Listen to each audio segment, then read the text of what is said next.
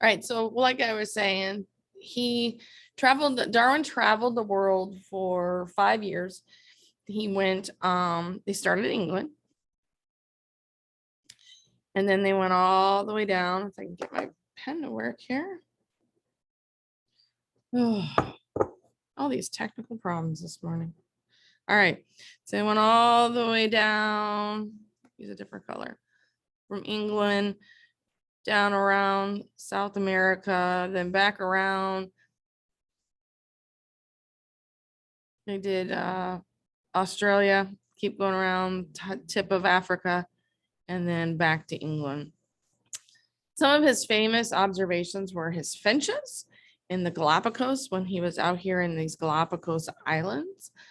These are volcanic islands that are fairly new, like 3 to 4 million years old. And he noticed that they had all these finches that had different beak size. So he speculated that they were all probably from one original group of finches, and that over the millions of years, they diversified into many different species of birds based on the different habitat that was observed on these islands.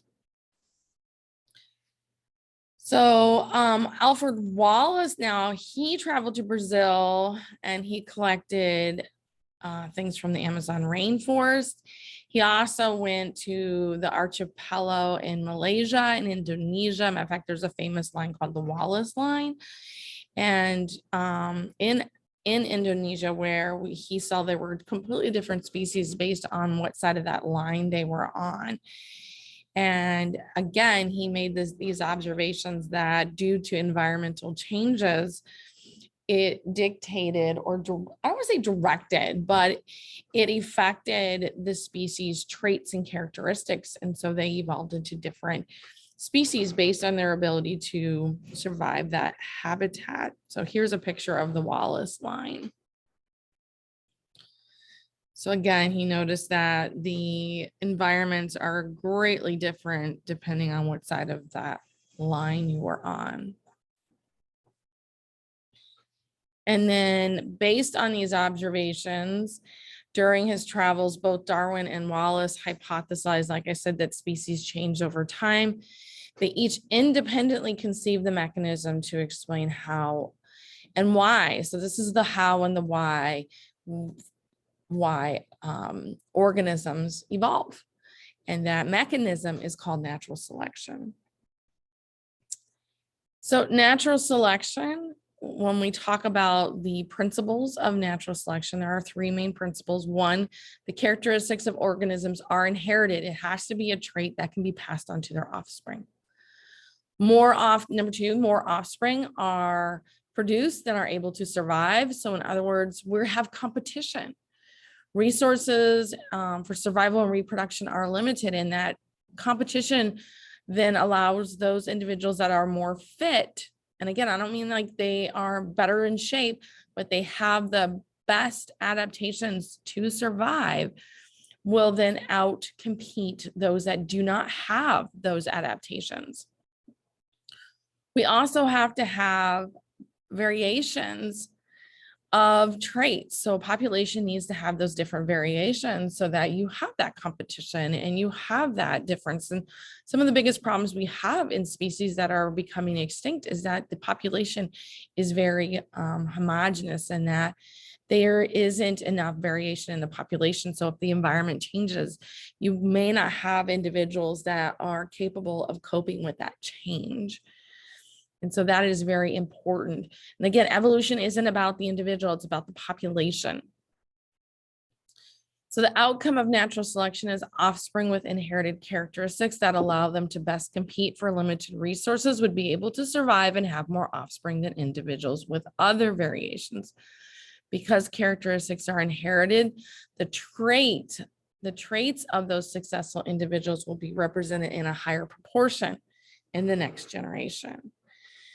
So again, with Darwin's finches, he observed this with these group of finches. He has medium ground finches that have inherited variations in these bill shapes, and some individuals having wide, deep bills, and others having thinner bills. And we had some that were large billed birds, they feed more efficiently on large hard seeds, whereas the smaller billed birds feed more efficiently on the small soft seeds. So based on diet differences or the difference in seed types on those islands would direct beak shape success to either be large or small. So we actually observed this in 1977. There's actually some famous ecologists, and it's actually a couple, and they noticed that after a drought, it altered the vegetation in the Galapagos, and there were fewer seeds after the drought, and the seeds were mostly large and hard. So the large billed birds were able to eat those seeds and survive better than the small billed birds. And so we can see the change. So here is our bell-shaped curve here before the drought, and then as we have moved, the mean goes towards the larger billed birds after the drought. So this is, again, it's a change in allelic frequency. This is microevolution. So natural selection requires, like I said, variation or differences among individuals in a population. These differences must have some genetic basis. If not, selection will not lead to change in the next generation.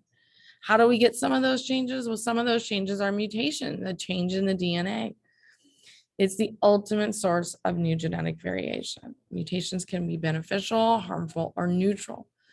And adaptations occur when that heritable trait that aids survival and reproduction of an organism in its present environment becomes more frequent in the population.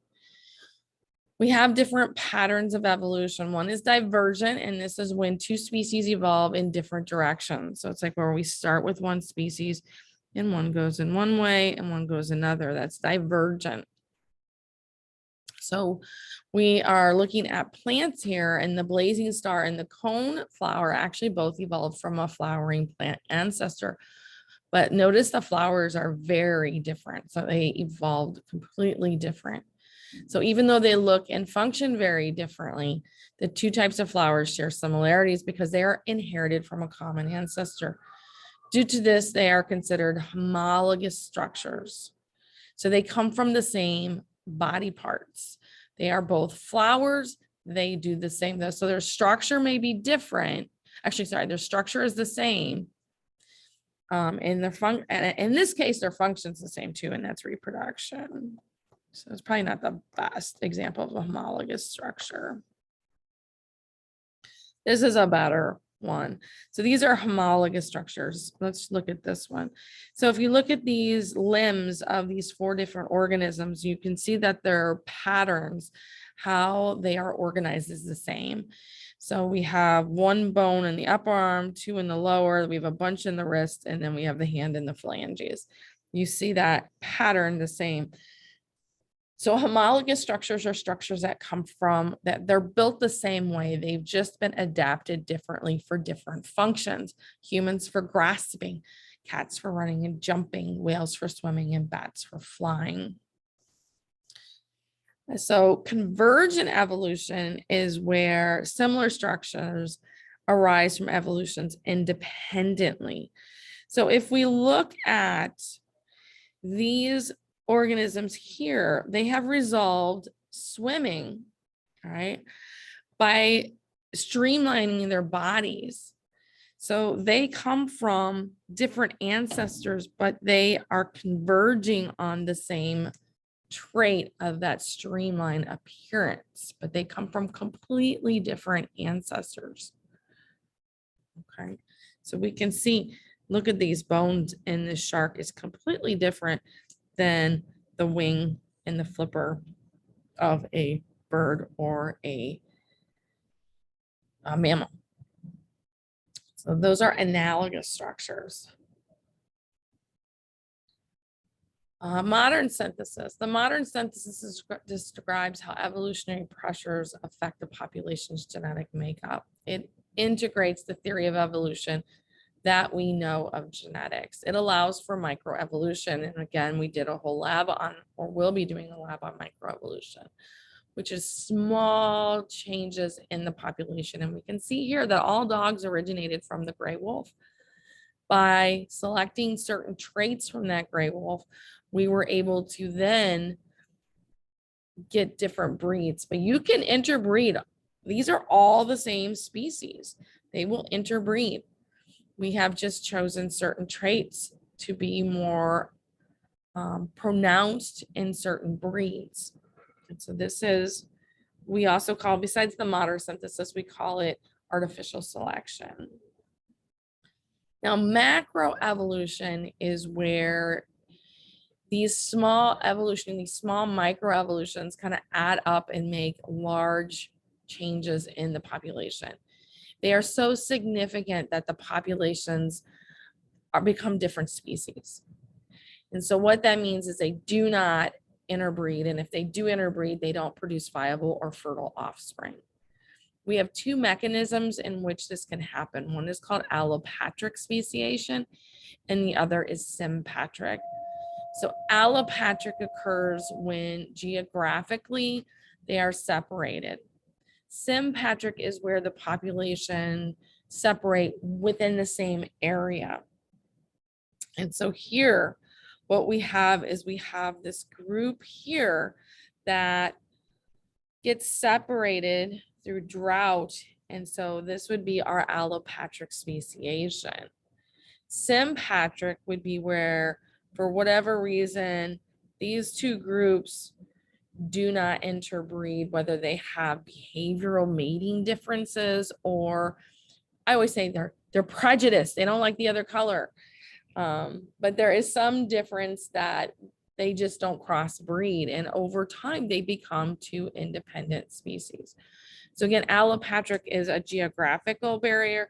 Sympatric, we talk about patric is like patriotism is country. Allo is not in the same country. Sim is within the country. So within the same population, we have those changes. So population genetics is the study of what happens to the alleles in a population over time, is called population genetics.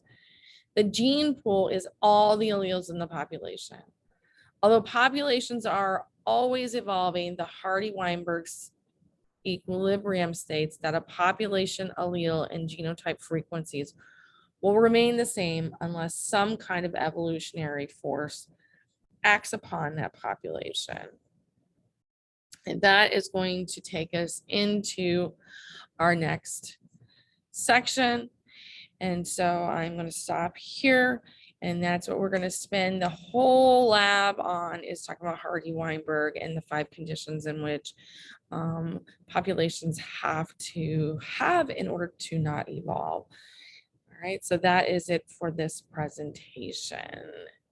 We'll see you in the next video.